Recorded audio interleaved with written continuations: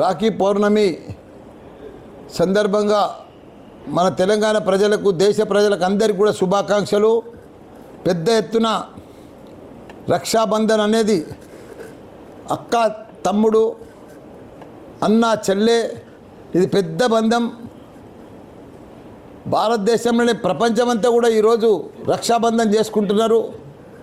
అక్కది కానీ నాకు ఒక అక్క, ఇద్దరు అక్కలు, ఇద్దరు చెల్లెళ్ళు, వాళ్ళు కూడా ఇప్పుడే రాఖీ కట్టినరు. మా మేడ్చల్ అక్క చెల్లెళ్ళకి అందరికీ కూడా రక్షాబంధన్ శుభాకాంక్షలు.